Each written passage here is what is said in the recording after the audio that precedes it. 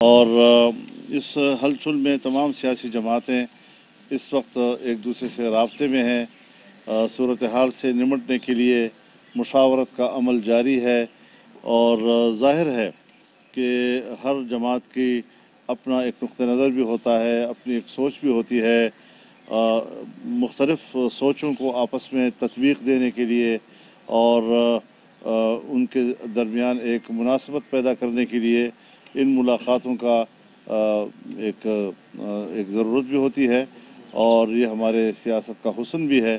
تو اس حوالے سے ایم کیو ایم کے قیادت بھی یہاں تشریف لائی، اور انہوں نے بھی موجودہ حالات کے حوالے سے چاہا کہ کچھ مشاورت ہو جائے، کچھ ہم سے سنا جائے، کچھ ان سے سنا جائے۔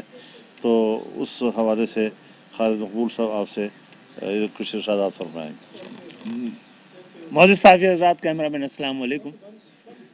گزشتہ دنوں ہم نے ایک تو قریب آتے ہوئے انتخابات بھی، اور ہم نے طے کیا تھا کہ ہم تمامی سیاسی جماعتوں سے ملاقاتوں کا ایک سلسلہ شروع کریں گے، اور اسی کے بیچ میں یہ نئی ابھرتی ہوئی صورتحال بھی سامنے آئی، تو ہماری ان ملاقاتوں کے حوالے سے کوریج بھی اور سوالات بھی اور انداز بھی مختلف ہو گئے۔ تو آج بھی اس پہ ہم سب کو تشویش ہے، ہم سب چاہتے ہیں کہ جو نئی صورتحال ڈیولپ ہوئی ہے ان میں کیا حالات پیدا ہونے ہیں، اور اس کو کس طرح ہینڈل کیا جائے کہ جمہوریت کو نقصان نہ ہو۔ حکومتیں تو آتی جاتی رہتی ہیں، لیکن جمہوریت کا مستحکم ہونا، جمہوریت کا موجود رہنا ہم سب کی مشترکہ کاوشوں سے ہی ممکن ہے۔ تو اس سے پہلے بھی ہمارا وفد آیا تھا مولانا صاحب کے پاس، اور ہم لوگ آتے رہے۔ پہلے آپ لوگ ہماری کوریج اس طرح نہیں دکھاتے تھے، آج حالات کی وجہ سے دکھا رہے ہیں، تو اسی طرح کا اور پہلے کی بات کر دی آپ نے، اچھا ٹھیک ہے۔ تو یہ بات بھی طے شدہ ہے کہ مولانا صاحب کا تجربہ اور سیاسی شعور بھی ہم سے کافی زیادہ ہے، ہم سیکھنے بھی آتے ہیں، اور آج بھی ان سے رہنمائی لینے آئے تھے۔ اور بہت ساری چیزوں میں، چاہے ہم حکومت میں ہوں یا اپوزیشن میں ہوں، ایک دوسرے کی رہنمائی سے بھی راستہ بن سکتا ہے۔ تو کیا اپوزیشن میں جو کوئی قرارداد پیش کی ہے، اس کا آپ ساتھ دیں گے؟ کون سی قرارداد؟ اچھا، اس پہ ہم بھی اپنا جائزہ لیں گے، اور یہ دیکھ کے بھی کہ کیا یہ عدم اعتماد کی تحریک حکومت کے ہی تبدیلی تک رہے گی، کہیں جمہوریت اس کے بیچ میں تو نہیں آ جائے گی۔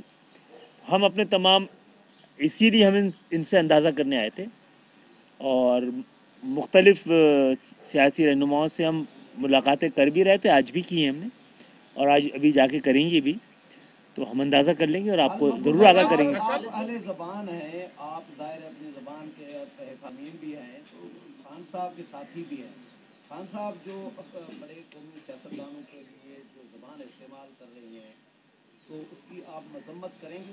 جی، کل ہماری جانب سے ہوئی ہے، اور میں سمجھتا ہوں کہ یہ ہم سب کی ذمہ داری ہے کہ سیاست کے اندر شرافت، رواداری، تہذیب نہ ہو تو سیاست میں ایک لعنت سے زیادہ کچھ نہیں ہے۔ انصار الاسلام کے جو کارکنان ہیں وہ اس وقت پارلیمنٹ لاجز کے اندر موجود ہیں۔ آپ نے بھی کہا تھا کہ ہم اپنے ہر ممبر کی سیکیورٹی جو ہے اس کو لازم کریں گے۔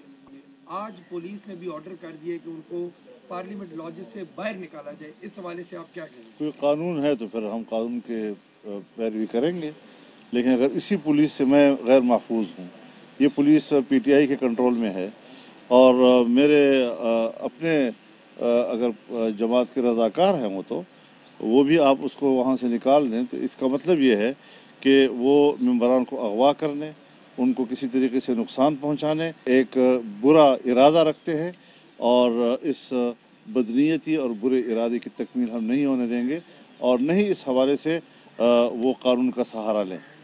یہ سویلین لوگ ہیں، ہمارے جماعت کے کارکن ہیں، وہ کارکن جس طرح جلسے میں رضاکار رہتے ہیں اور ہمارے جلسے پرامن رہتے ہیں، اور پرامن رہنے کے لیے جماعت ہی کے کارکن کام آتے ہیں ہمارے۔ ہم نے کبھی بھی کسی بھی بڑے سے بڑے جلسے پہ بھی پولیس پر انحصار نہیں کیا ہے، हमने पुलिस को बताया है कि ये हमारा सिक्योरिटी प्लान है और उन्होंने अप्रिशिएट किया है। पूरे मुल्क में जहाँ भी हुआ है उन्होंने अप्रिशिएट किया है कि ऐसा मंसूबा तो हम भी नहीं बना सकते जिस तरह आप लोग बनाते हैं।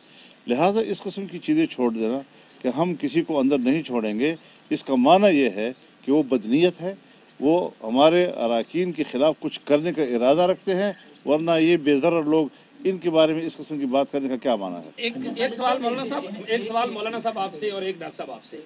आपने कहा कि हम ये भी जायज़ा लेने आए हैं कि कहीं तहरीक अदम एतमाद की वजह से या उस तनाज़ुर में जमहूरियत को नुकसान तो नहीं पहुँच जाएगा। एक इतला ये भी है कि इत्तेहादी हुकूमत के ये भी जायज़ा ले रहे हैं कि जब उनके अपने उनके साथ ना रहें तो हम उनके साथ खड़े रहे तो हमारे पल्ले क्या रहेगा। एक बात। दूसरा सवाल मौलाना साहब आपसे आज आपकी जो टाक हुई, आपने कहा कि जब अमेरिका अड्डे मांग ले तो क्या किसी में जरूरत है कि वो कोई इनकार कर सके? तो अगर आप होते तो क्या आप भी ना इनकार? मैंने तो ये नहीं कहा। आज की जो प्रेस नहीं, मैंने ये कहा है कि झूठ क्यों बोलते हो, एब्सोल्युटली नॉट का लफ्ज़ कह के दुनिया को तासुर देते हो कि मेरे पास इतनी ज़रूरत है, उसने अड्डे मांगे ही नहीं है, तुमने क्यों झूठ बोला है? मेरा मौजू ये था। आपने कहा कि जमहूरियत के हवाले से कि जमहूरियत में डिलेल ना हो जाए। मुशर्रफ दौर में भी हमने देखा है कि मुशर्रफ का साथ किन किन जमातों ने दिया है। इस वक्त 3 साल हुकूमत की चाहे कामयाबियाँ हों या नाकामियाँ, आप उनके साथ रहे। अब क्या वक्त है कि जिस वक्त शायद 1.5 साल रहे इमरान खान की हुकूमत खत्म हो जाए, अब आप उनसे दूरी इख्तियार करते नज़र आ रहे हैं और इस तरह लग रहा है कि आप उनकी तहरीक अदम एतमाद के बाद भी कोई वाज़ेह मौक़िफ़ नहीं है। मेरा ख्याल है खान साहब हमारे ऑफिस में आए हैं तो दूरियां तो आपको कम होती हुई नज़र आनी चाहिए। बहुत बहुत शुक्रिया, मेहरबानी। खालिद मकबूल सिद्दीकी और मौलाना फजल रहमान मौजूद हैं इस्लामाबाद। कॉन्फ्रेंस वो कर रहे थे, उन्होंने कहा कि करीब आते हुए इलेक्शन के सिलसिले में भी फैसला किया कि सब मुलाकातें करेंगे। नई सूरत हाल पर हम सबको तशवीश है। सूरत हाल को ऐसे हैंडल किया जाना चाहिए कि जमहूरियत को नुकसान ना हो। हम आते रहे हैं, पहले ऐसी अहमियत नहीं दी जाती जैसी आज दी जा रही है।